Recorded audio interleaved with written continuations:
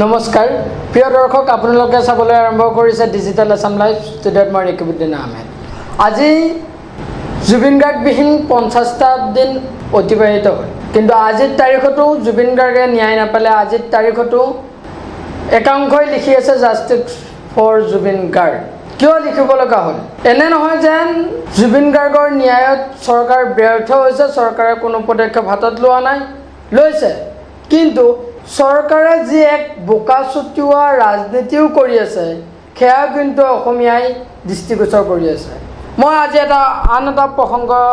আপোনালোকৰ মাজত দাঙি ধৰিব বিচাৰিছোঁ প্ৰসংগটো এনেকুৱা জুবিন গাৰ্গে ড্ৰিংকছ কৰিছে আমি সকলোৱে জানো কিন্তু জুবিন গাৰ্গে ড্ৰিংকছ কৰি মাতাল হৈ ৰাজপথত অলিয়ে গলিয়ে ঘূৰি ফুৰা কেতিয়াও নাছিল জুবিন গাৰ্গে চাধা খাইছিল কিন্তু জুবিন গাৰ্গে ৰাজহুৱা স্থানত চাধা মাৰি এক অপ্ৰীতিকৰ ঘটনাৰ কোনোদিন সৃষ্টি কৰা আমি দেখিবলৈ পোৱা নাছিলোঁ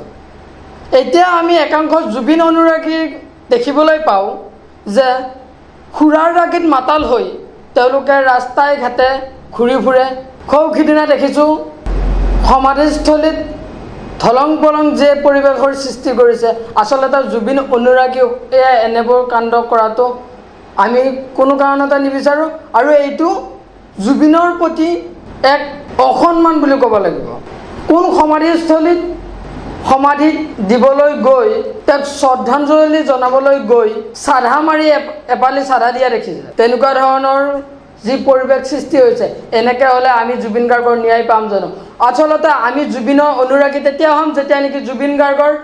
যি ভাল গুণ আছিল তেওঁৰ যি কণ্ঠ সেই কণ্ঠ আমি চেষ্টা কৰিব লাগিব আমিও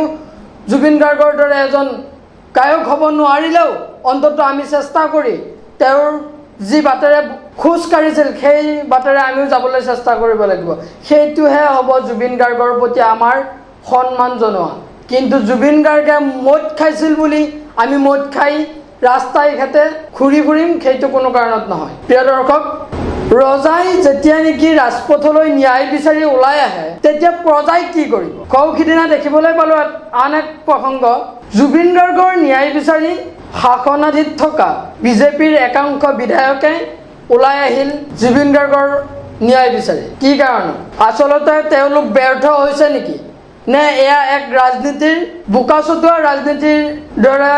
এই যে কয় আদাক দেখি উঠিল গা কেতুৰীয়া বোলে মুকুখা বিপৰীত দল কংগ্ৰেছে আন্দোলন কৰিছে জুবিন গাৰ্গক ন্যায় দিব লাগে সেইটোকেই তেওঁলোকৰ দৃষ্টিত এনেকুৱা হ'ল নেকি যে কংগ্ৰেছ ওলাই আহিছে জুবিন গাৰ্গক ন্যায় বিচাৰি ৰাজপথলৈ আমিনো কিয় বহি থাকোঁ আমিও ওলাই যাওঁ বুলি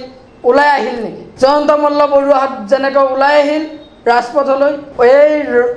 কোনোদিন নোহোৱা নোপোজা ঘটনা বৰ্তমান অসমীয়াই দেখি আছে অসমীয়াই সহ্য কৰি আছে কিমান দিন কৰিব